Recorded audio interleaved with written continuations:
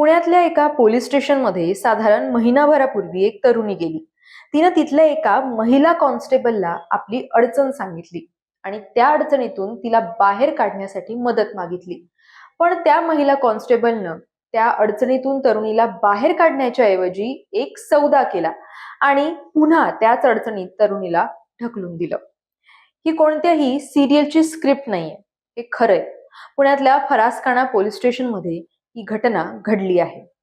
पुण्यातल्या फरासखाना पोलीस ठाण्यात घडलेल्या एका धक्कादायक प्रकारामुळे पोलीस दलाच्या कार्यपद्धतीवर प्रश्नचिन्ह निर्माण झालं आहे.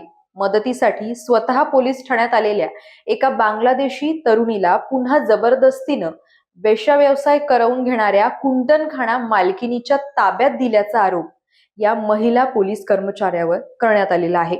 संबंधित महिला पोलीस हवालदाराला निलंबित सुद्धा करण्यात आलंय.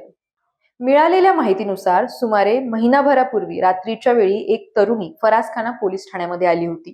तिनं ड्युटीवर असलेल्या महिला पोलीस हवालदाराला आपण बांगलादेशी नागरिक असल्याचं सांगितलं आणि बुधवार पेठ या परिसरामध्ये आपल्याकडून जबरदस्तीनं वेश्या व्यवसाय करून घेतला जात असल्याची माहिती सुद्धा दिली. आपली सुटका करून मदत करण्याची विनंतीही त्या तरुणीनं केली.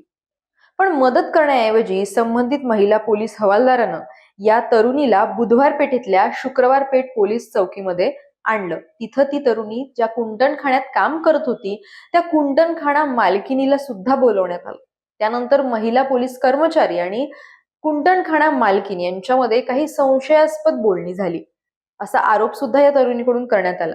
या चर्चेनंतर मदतीची अपेक्षा ठेवून पोलिसांकडे आलेल्या तरुणीला पुन्हा त्या कुंटनखाना मालकिनीच्या ताब्यात देण्यात आल्याचं समोर येईल.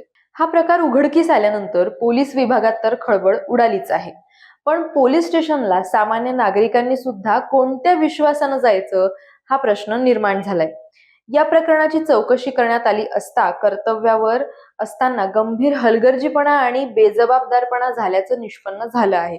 त्यानंतर फरासखाना पोलीस ठाण्याच्या तपास पथकात नेमणुकीस असलेल्या आणि या वादात सापडलेल्या या महिला पोलीस हवालदार मनीषा पुकाळे यांना निलंबित करण्यात आलेलं आहे.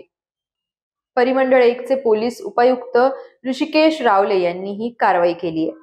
अत्यंत बेजबाबदारपणे कर्तव्य बजावून शिस्तप्रिय पोलीस दलाची प्रतिमा जनमानसात मलिन करण्याचा ठपका ठेवत निलंबनाची कारवाई करण्यात आली आहे असं त्यांनी म्हटलंय.